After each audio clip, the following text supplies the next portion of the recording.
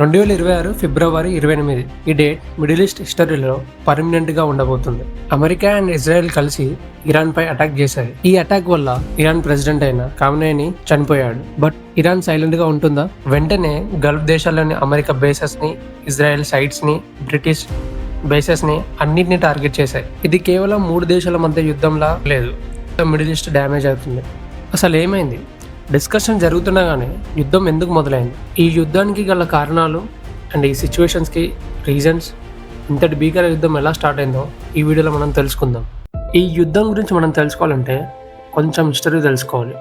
So first మనం history గురించి మాట్లాడుకుందాం. ఈ వార్ 1979లోనే స్టార్ట్ అయింది. ఇరాన్లో ఇస్లామిక్ రెవల్యూషన్ జరిగింది. అధికారంలోకి ఆయతుల్లా ఖమేనీ వచ్చిండు. ఖమేనీ వచ్చాక ప్రెస్ మీట్లో ఒక పెద్ద స్టేట్మెంట్ పాస్ చేశాడు. అదేంటంటే అమెరికా ఈజ్ అ గ్రేట్ సైతాన్ అండ్ ఇజ్రాయెల్ ఈజ్ లిటిల్ సైతాన్ అని పిలిచాడు.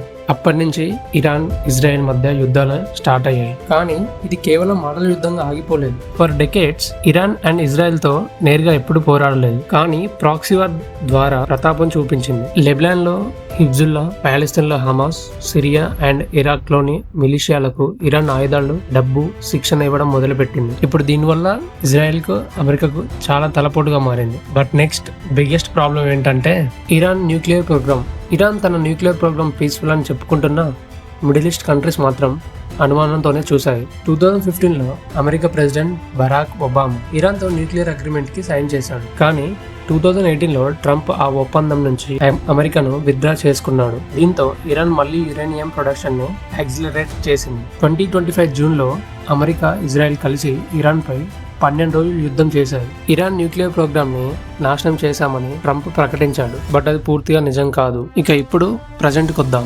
2026 స్టార్టింగ్ లో అమెరికా అండ్ ఇరాన్ మధ్య ఒమాన్ అండ్ జెనీవాలో డిస్కషన్ స్టార్ట్ అయ్యాయి. ఈ అగ్రిమెంట్ ఆల్మోస్ట్ చేరువలో ఉందని ఒమాన్ ఫారెన్ మినిస్టర్ అనౌన్స్ చేశాడు. ఇరాన్ ఎప్పటికీ న్యూక్లియర్ బాంబ్ తయారు చేయమని, న్యూక్లియర్ బాడీస్ స్టోర్ చేయమని హామీ ఇచ్చింది. ఇది మనం ఒక గ్రేట్ థాట్ అని చెప్పొచ్చు. ఫిబ్రవరి 28 అమెరికా అండ్ ఇజ్రాయెల్ కలిసి ఇరాన్ పై భారీ ఫైటర్ జెట్స్ తో దాడులు ప్రారంభించాయి. టెహ్రాన్ మధ్యలోకి మిజైల్స్ దూసుకెళ్లాయి.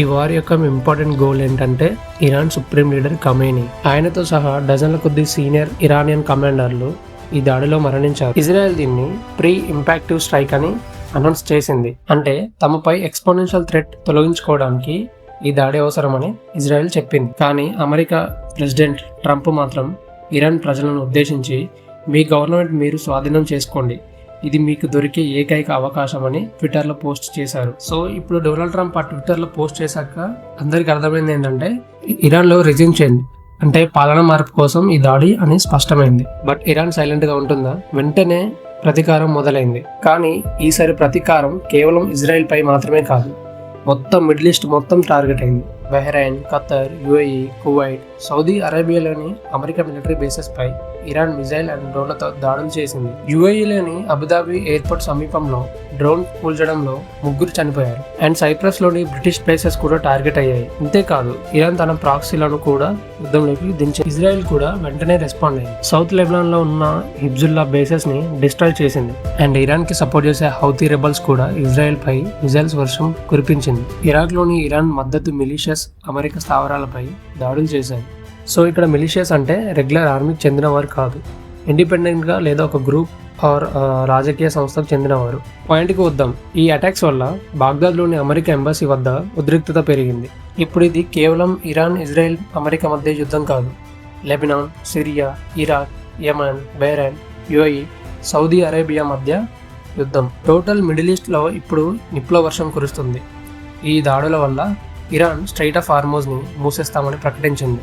ఈ స్ట్రైట్ ఆఫ్ హార్మోజ్ ని క్లోజ్ చేస్తే ప్రపంచానికి ఎంత ఇంపాక్ట్ పడుతుందో ఇప్పుడు మనం చూద్దాం. స్ట్రైట్ ఆఫ్ హార్మోజ్ నుంచి ఎవ్రీడే ప్రపంచంలోని మొత్తం క్రూడ్ ఆయిల్ లో 3వ వంతు సప్లై అవుతుంది. స్ట్రైట్ ఆఫ్ హార్మోజ్ ని మూసేస్తే పెట్రోల్ రేట్స్ చాలా పెరుగుతాయి. ఇక మన దేశంలో పెట్రోల్ ధరలు ఎక్కడికి చేరుతాయో ఒక్కసారి మీరే ఆలోచించండి. ఇప్పుడు ఇరాన్ స్ట్రైట్ ఆఫ్ హార్మోజ్ ని క్లోజ్ చేసింది.